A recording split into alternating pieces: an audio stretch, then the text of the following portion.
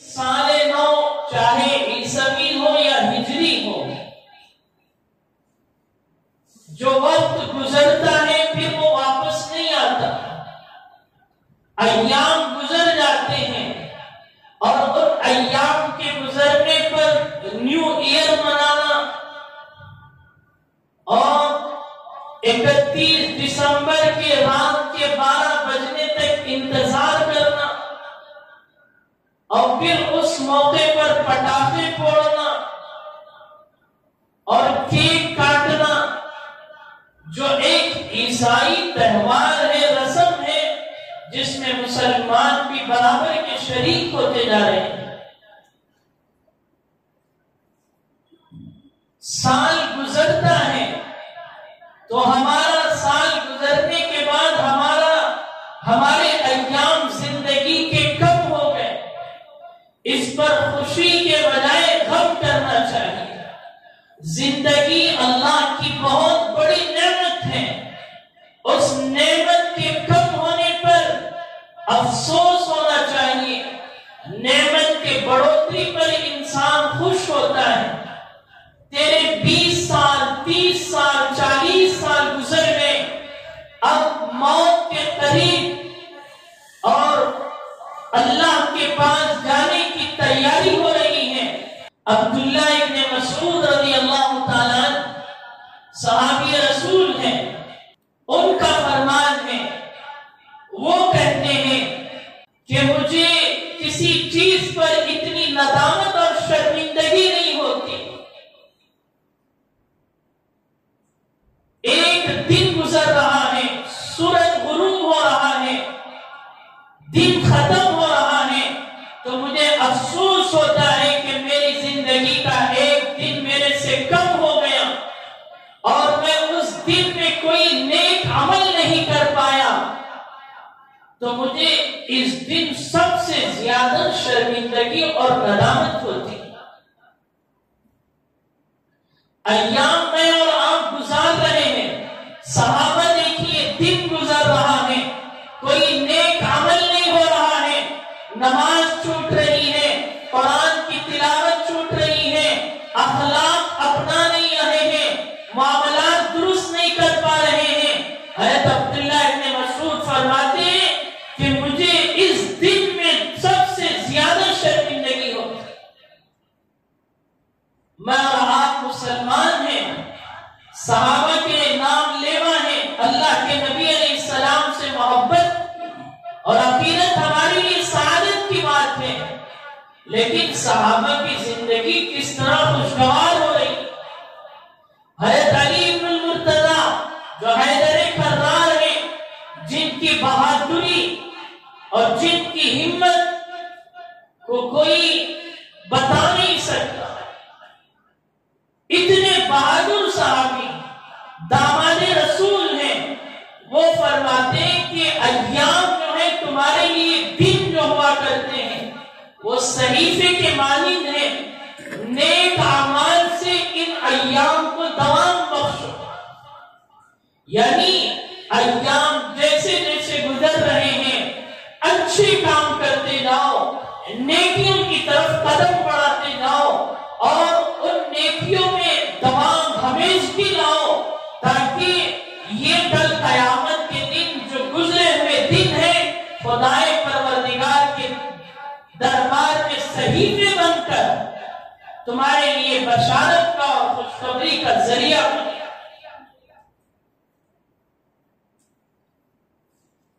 سال گزر جاتا ہے، وقت گزر جاتا ہے، میں اور آپ اپنے گناہوں کو دوسروں کی نظروں سے چھپا سکتے ہیں، لیکن اپنی نظروں سے کوئی چھپا نہیں سکتا۔ میں خود جانتا ہوں کہ میرے اندر کیا خرابیاں ہیں، کیا گندگیاں ہیں۔ دنیا والے تو میری تعریف کریں گے کہ بہت اچھے ہیں، نمازی ہیں، اچھے اخلاق والے ہیں۔ دنیا والوں کی تعریف ہمیں منظور ہے، لیکن ہماری برائی کو نظر نہیں آتی، وہ دیکھ نہیں سکتے، اس لیے کہ ہم اپنی برائیوں کو ان سے چھپا لیتے ہیں، گناہ کرتے ہیں تو چھپ کر لیکن اپنی نظروں سے کوئی اپنے گناہ کو چھپا نہیں سکتا۔ میں خود جان سکتا ہوں کہ میں کتنا گندا ہوں۔ قربان جائیے جناب محمد رسول اللہ صلی اللہ علیہ وسلم کی ذات اقدس پر جوامع الکلم تھے، جملہ مختصر بولتے تھے لیکن بڑا جامع ہوا کرتا تھا۔ اللہ کے نبی نے فرمایا حاسبوا انفسکم قبل ان تحاسبوا، اپنے آپ کا محاسبہ کرو اس سے پہلے کہ تمہارا حساب لیا جائے۔ اللہ کے پاس مجھے اور آپ کو حاضری دینی ہے، مرنے کے بعد دوبارہ خدائے پروردگار کے دربار میں کھڑا ہونا ہے۔ اللہ کے نبی نے فرمایا کہ تمہارا حساب لیا جائے اس سے پہلے تم اپنا محاسبہ کرو۔ اس محاسبے سے کیا ہوگا؟ اپنی زندگی صحیح رخ پر جائے۔ اس لیے جو گزرے ہوئے سال ہوتے ہیں اس میں ماضی کا احتساب کرنا چاہیے کہ میرے گزشتہ سال میں میرے کیا کیا کام باقی رہ گئے، میں کن چیزوں میں ترقی کرتا رہا، دنیاوی اعتبار سے ہو دینی اعتبار سے ہو، دونوں اعتبار سے محاسبہ کرنا چاہیے۔ لیکن ہم کر نہیں پاتے۔ ایک تو پچھلی زندگی کا محاسبہ جس سے زندگی آگے کی اچھی ہوتی ہے، اسی لیے اللہ والوں نے کہا جو آدمی اپنا ماضی یاد نہیں رکھتا اس کا مستقبل کبھی کامیاب نہیں ہوتا۔ پچھلے گزرے ہوئے ایام یاد نہیں ہے، میرے گھر میں کیا واقعے تھے، کیا پریشانیاں تھی، کیا مصیبتیں تھی، اللہ نے ان مصیبتوں سے مجھے ہٹا کر میری زندگی کو صحیح رخ پر ڈالا، مال و دولت سے نوازا، نعمتوں سے نوازا۔ جب آدمی اپنا ماضی اور گزرے ہوئے ایام یاد نہیں رکھتا تو اس کے آنے والے دن کامیاب نہیں ہوتے۔ ہمیں اپنے ماضی کو یاد رکھنا چاہیے۔ اس لیے سب سے پہلا سبق، آپ نیو ایئر منانا بند کریں اور اپنی پچھلی زندگی کا محاسبہ کریں۔ 30 سال والا محاسبہ کریں کہ 30 سال میں میری زندگی کتنی اللہ کے احکام میں لگی اور کتنا اللہ کے احکام کو توڑنے میں لگی، اور ان 30 سالوں میں جناب محمد رسول اللہ صلی اللہ علیہ وسلم کی سیرت ہے، ان کی سنتیں ہیں، ان کو اپنانے میں کتنے ایام گزرے اور کتنے ایام اللہ کے نبی کی زندگی کو چھوڑنے میں اور سنتوں کو پامال کرنے میں گزرے۔ آپ آج سے محاسبہ شروع کر دیجئے۔ رات میں سونے سے پہلے آپ اپنے نفس کا محاسبہ کیجئے۔ دیکھیے کل جو سورج طلوع ہوگا وہ آپ کو نیکیوں کی طرف لے جائے گا، اچھے اعمال کی طرف لے جائے گا۔ اسی لیے جناب محمد رسول اللہ صلی اللہ علیہ وسلم نے فرمایا حاسبوا انفسکم قبل ان تحاسبوا، کہ اپنے نفس کا، اپنی ذات کا جائزہ لو اس سے پہلے کہ تمہارا حساب لیا جائے۔ اور دوسری چیز، جو ایام گزر گئے، ختم ہو گئے، اس پر جائزہ لیتے ہوئے آگے کا لاہی عمل تیار کریں کہ مجھے آگے کیا کرنا ہے۔ اللہ کو راضی کرنا ہے تو اس کے لیے نماز ہے، روزہ ہے، ذکر ہے، قرآن کی تلاوت ہے، حج ہے۔ دو چیزیں ہیں، ایک حقوق اللہ ہے اور ایک حقوق العباد ہے۔ اللہ کے حقوق ہیں اور ایک بندوں کے حقوق ہیں۔ بندوں کے حقوق کی ادائیگی میں اپنے گھر سے شروع کریں کہ میرے بیوی بچے ہیں، ان کے حقوق کی ادائیگی میں کیا کمی ہوئی اور ان کمیوں کو کیسے دور کیا جائے۔ پھر آگے بڑھے، ماں باپ ہیں، سر کا تاج ہیں، ان کے حقوق کی ادائیگی میں کیا کمی ہوئی اسے دور کر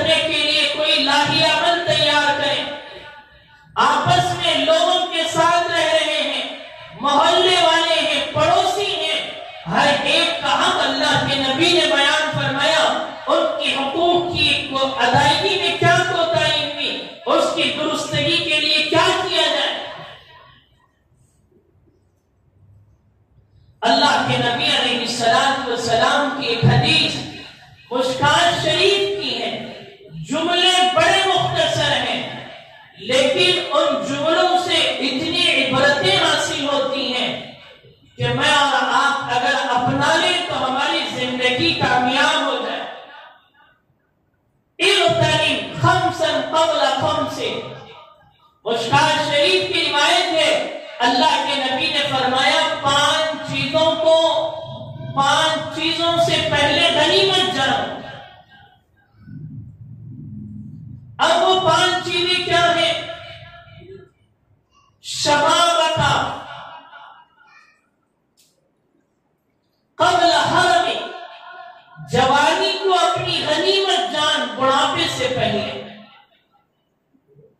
اللہ نے جوانی دی ہے، بڑھاپا آنے سے پہلے میری اور آپ کی جوانی انسانوں کی مدد کے لیے، غریب بچیوں کی شادی بیاہ کے لیے، جن کے حقوق چھینے جا رہے ہیں ان کے حقوق کی ادائیگی کے لیے،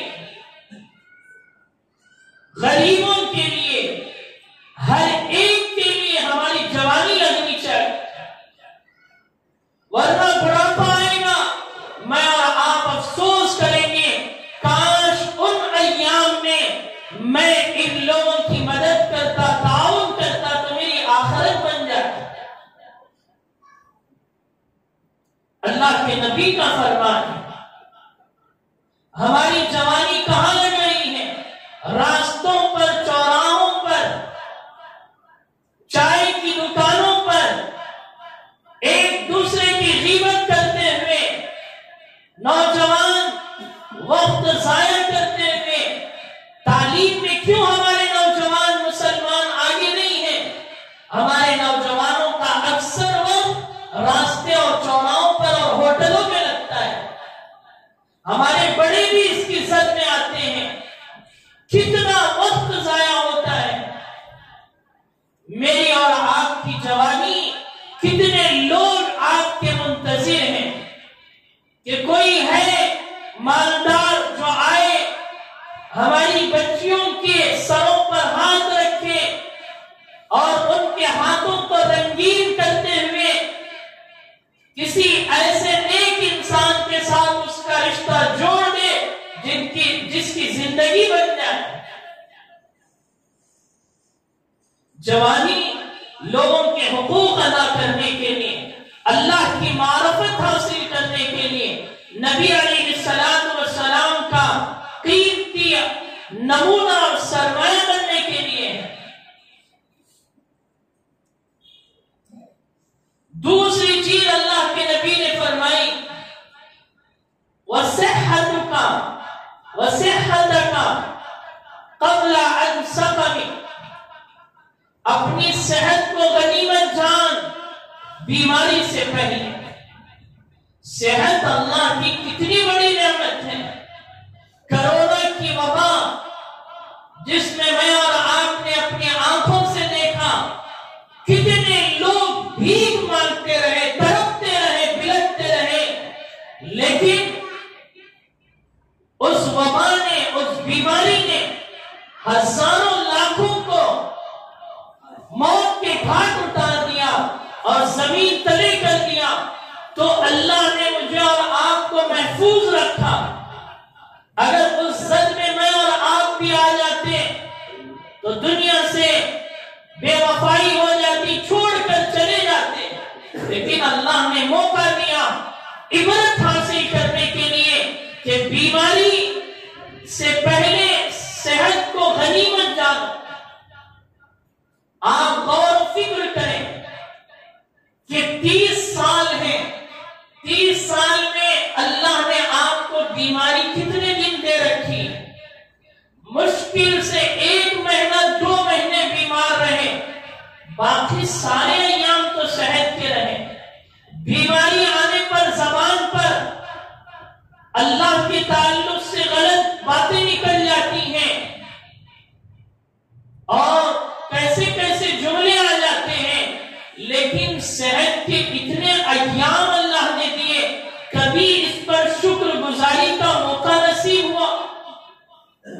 اس کی شکر کہ ان ایام میں اللہ کو راضی کرنے والے ہاسپٹلوں کو جائیں، بڑے بڑے ہاسپٹلوں میں کبھی وزٹنگ کریں، وہاں جا کر دیکھیں کہ بیڈ پر جو بیمار پڑا ہوا ہے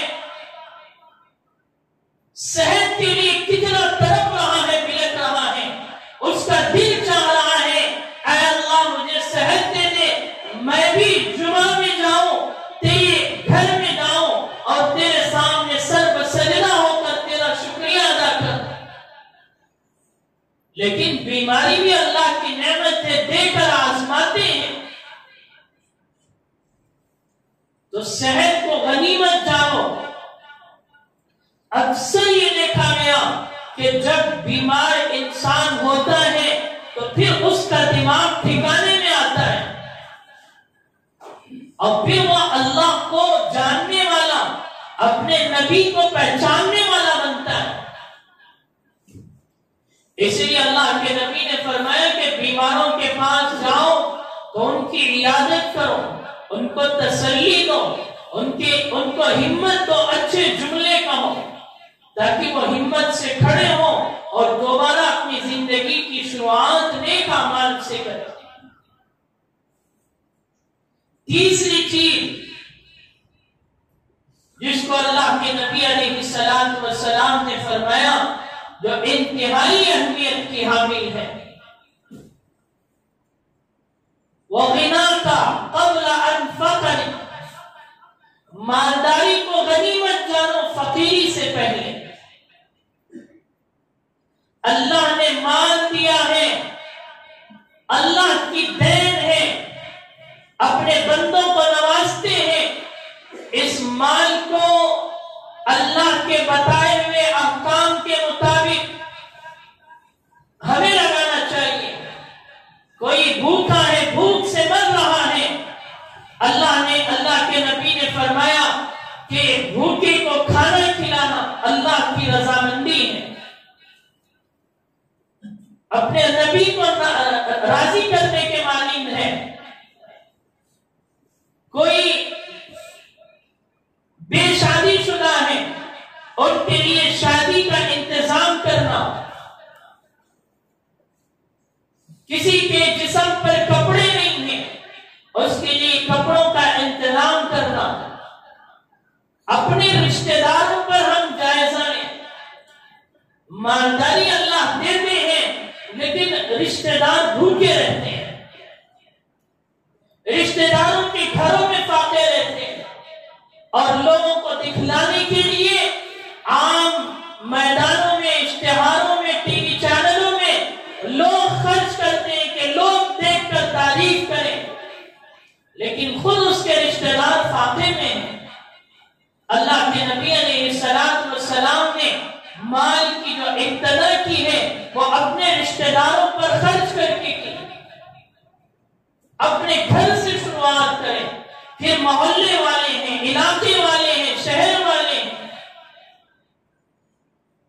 تو مال اللہ کی دی ہوئی نعمت ہے، غریبی سے پہلے جو خدائے پروردگار تجھے مال دینے پر قادر ہے، وہی خدائے پروردگار تجھے فقیری پر اور فقر و فاقے پر ملانے پر قادر ہے۔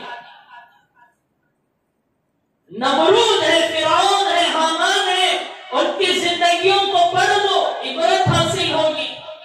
اللہ نے مال اور دولت کے انبار ان کے قدموں تلے ڈال دیا، لیکن جب اللہ نے کہا کہ میرے حکموں پر خرچ کرنا ہے، انہوں نے خرچ نہیں کیا۔ وہی نمرود، حامان اسی مال کے تلے زمین رسید ہو گئے اور ختم کر دیے گئے، اور دنیا والوں کے لیے ایک چیلنج بنا کر اللہ تعالیٰ نے سامنے رکھ دیا۔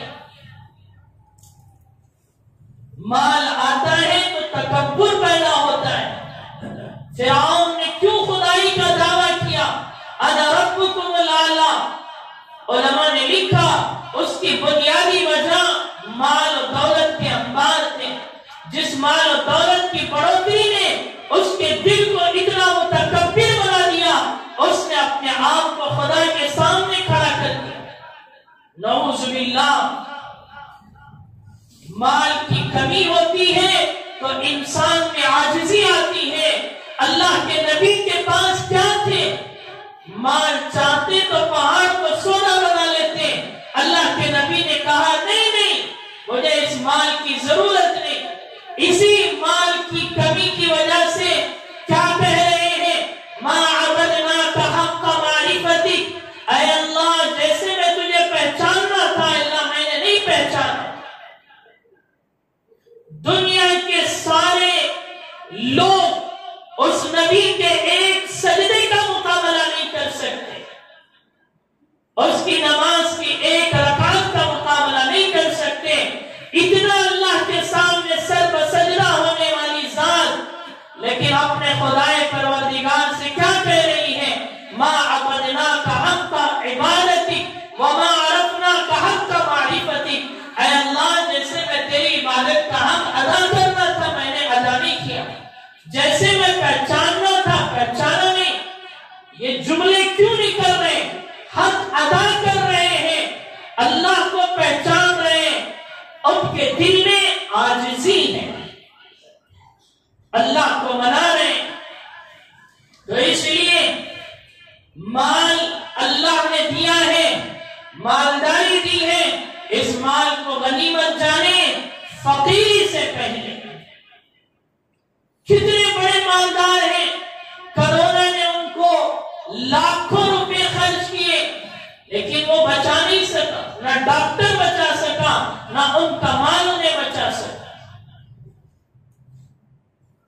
چوتھی چیز اللہ کے نبی علیہ السلام نے فرمایا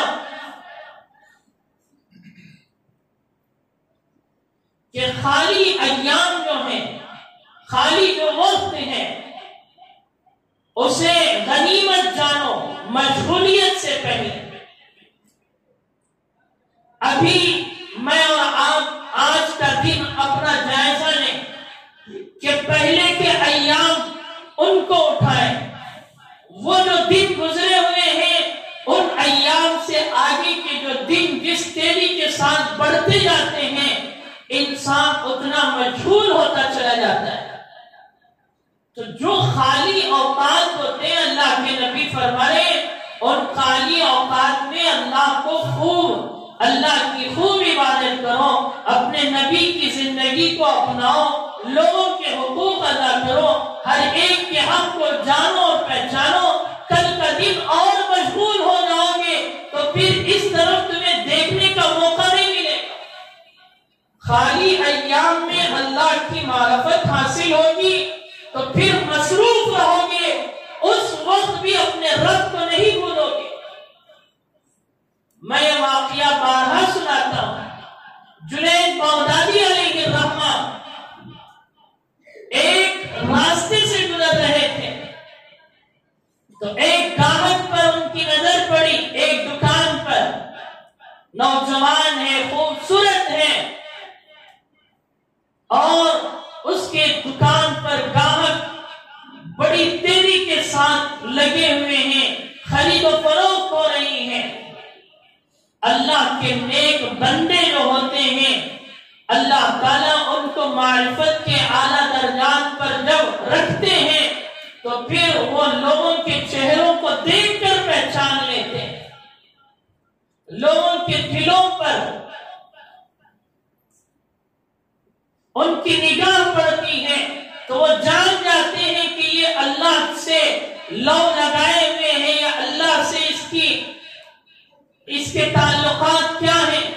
جنید بغدادی نے جب نگاہ دوڑائی اس نوجوان کے دل پر تو فرمایا کہ کوئی ایک سیکنڈ بھی ایسا نہیں ہے جس میں وہ نوجوان جو دکان میں اتنا مصروف ہے لیکن اللہ کی یاد سے اس کا دل غافل نہیں ہے۔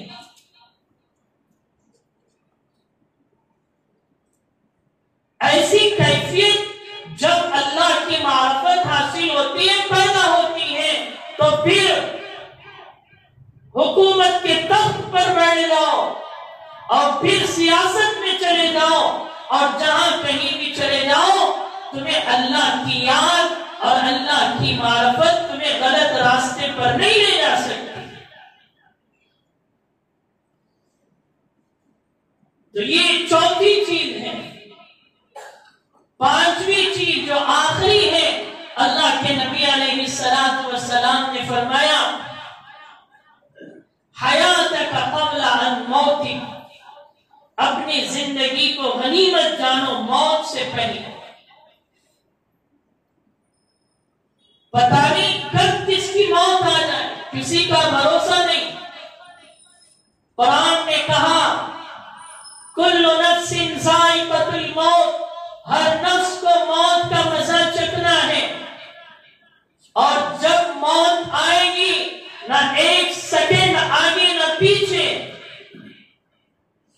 اللہ کے نبی فرمائے زندگی کو غنیمت جانو موت سے پہلے. آنکھ بند ہو گئی، ترستے رہو، ملکتے رہو، زندگی نصیب نہیں ہوگی. اس سے پہلے جو کچھ کرنا ہے کر لو. یہ 5 چیزیں اس نئے سال کے موقع پر، جسے آپ نیا سال سمجھتے ہیں، میں نہیں سمجھتا. میرا نیا سال محرم سے شروع ہوتا ہے، بہادری کا سبق دیتا ہے، حسن امام حسین کی یاد پیدا کرتا ہے، بہادری پر لا کھڑا کرتا ہے کہ دنیا کا باطل چاہے جتنی طاقت کے ساتھ آئے اور تم تعداد میں کم ہو، لیکن باطل کو ناکام کرنے کے لیے تمہارے اندر وہ جذبہ اور وہ بہادری ہونی چاہیے کہ دنیا والے سمجھتے ہیں کہ کربلا میں شکست ہوئی. کربلا شکست نہیں، بلکہ کربلا تو بہادری کے اس اعلیٰ درجے پر اور اس کامیابی پر ہے جس سے مسلمان ایک بہت بڑا سبق حاصل کر سکتے ہیں.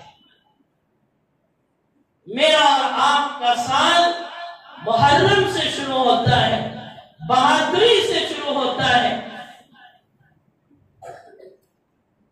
باطل سے ٹکرانا اور باطل کو شکست دینا اور باطل سے مقابلے کی طاقت پیدا کرنا، یہ محرم اور ہجری سال کا سب سے بڑا سبق ہے. امام حسین رضی اللہ تعالیٰ میدان کربلا میں ہیں، معصوم بچے شہید ہو رہے ہیں، علی اکبر ہے، علی اصغر ہے. کون اپنے گھر کو اجڑتا ہوا دیکھ سکتا ہے؟ امام حسین نے کہا مجھے اپنے گھرانے کی شہادت منظور ہے اور یہ سارے قربان ہو جائے منظور ہے، لیکن میرے نانا کے دین پر آنچ آئے یزید کی طرف سے اور میرے نانا کے دین پر ذرہ برابر کوئی کمی ہو، مجھے یہ برداشت نہیں ہو سکتا.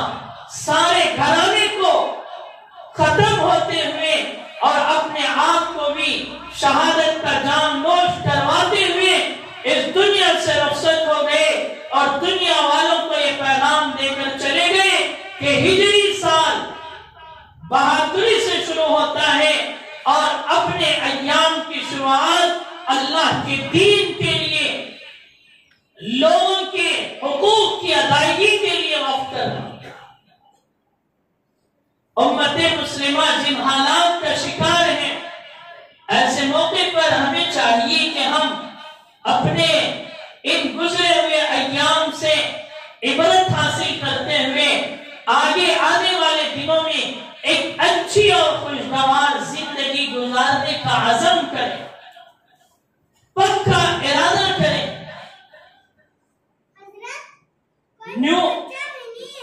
نیو ایئر منانا اور نیو ایئر کے ایام میں مسلمانوں کی جو حالت ہو رہی ہے،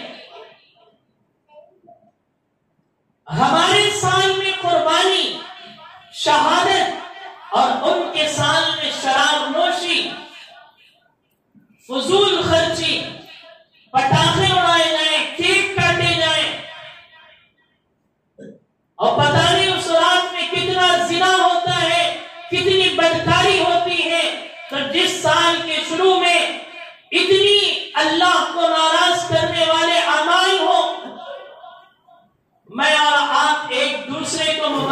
بربادی نے تو ہماری غیرت کیسے گوارا کر سکتی؟ ہم نئے سال کی حفاظت کریں، ہجری سال کے اعتبار سے اپنے دستخط میں لکھیں تو محرم کا مہینہ، سفر کا مہینہ لکھیں، اپنی تنخواہیں مسجدوں کی، مدرسوں کی جاری کریں تو ہجری سال کے اعتبار سے جاری کریں، ان مہینوں کے اعتبار سے جاری کریں۔ مسلمان حفاظت نہیں کرے گا اپنے ہجری سال کی تو پھر کون کرے گا؟ ان مصیبتوں کی، ان پریشانیوں کی آنے کی بنیادی وجہ یہی ہے کہ ہم اپنے رب کو ناراض کر چکے ہیں۔ ضرورت اس بات کی ہے کہ ہم اپنے رب کو راضی کرنے کے لیے توبہ استغفار کریں، اللہ سے خوب مناجات کریں، روئیں دھوئیں۔ حسن بصری علیہ الرحمہ تابعی ہیں، بہت بڑے اللہ والے گزرے ہیں، صرف ایک وجہ سے وہ صحابیت کا رتبہ پا نہیں سکے، لیکن کتابوں میں لکھا ہے کہ حضرت عمر نے، حضرت علی نے ان کے لیے دعاؤں کی درخواست کر رکھی۔ اتنے بڑے پائے کا امام حضور کی زیارت کے لیے گئے ہیں، ماں نے کہا بیٹا بیمار ہو، اگر زیارت ہو جائے تو ٹھیک ہے ورنہ جلدی سے میرے پاس آ جانا۔ اب وہاں مدینہ طیبہ پہنچے ہیں، رسول اللہ صلی اللہ علیہ وسلم کسی غزوے میں گئے ہوئے ہیں، زیارت نصیب نہیں ہوئی، ماں کی بتائی ہوئی بات پر عمل کرتے ہوئے واپس آ گئے۔ تابعی ہیں، اور ان سے کسی نے سوال کیا،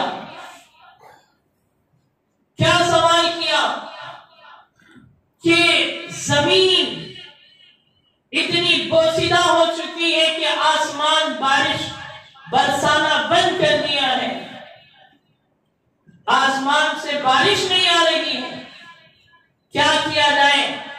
حسن بصری نے کہا کہ استغفار کرو، استغفر اللہ ربی من کل ذنب واتوب الیہ، اس کا اہتمام کرو، اپنے رب سے معافی تلافی کرو، توبہ استغفار کرو۔ دوسرے نے سوال کیا کہ اولاد نہیں ہو رہی ہے، اس کے لیے کیا کیا جائے؟ حسن بصری نے کہا کہ استغفار کرو۔ تیسرے نے کہا کہ گھر میں فاقے ہیں، غریبی ہے، تنگدستی ہے، کیا کیا جائے؟ حسن بصری علیہ الرحمہ نے فرمایا استغفار کرو۔ چوتھے نے کہا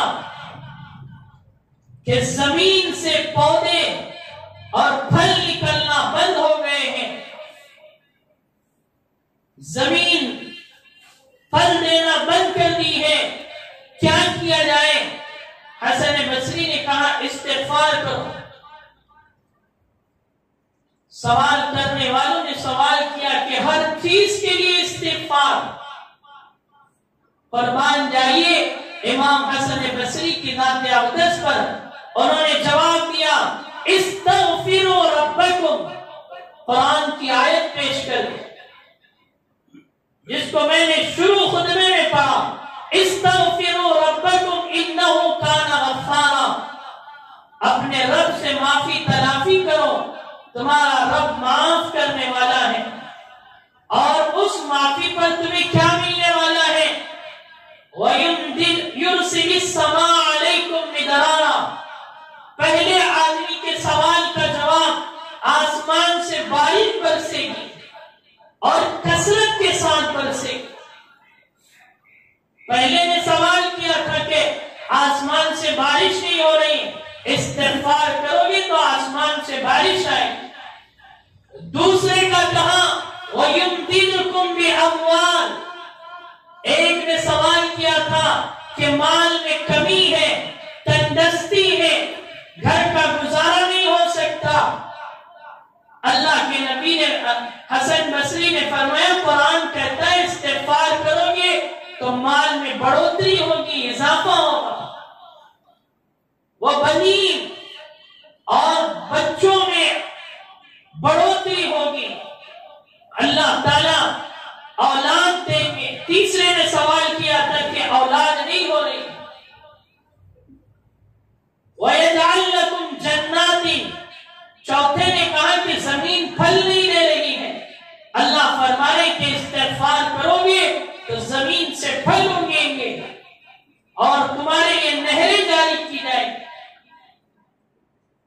تو نیا سال مسلمان اللہ کو ناراض کر کے نہیں گزارتا، نیا سال مسلمان اپنے پچھلے گناہوں سے توبہ اور استغفار کرتے ہوئے آگے کی زندگی خدا کے احکام پر گزارنے اور نبی کی سنت پر آنے کی اور نبی کی رسالت میں جو چیزیں اخلاق ہیں، معاملات ہیں، معاشرت ہیں، ان سب میں صحیح رخ اختیار کرنے کا عزم کرتا ہے۔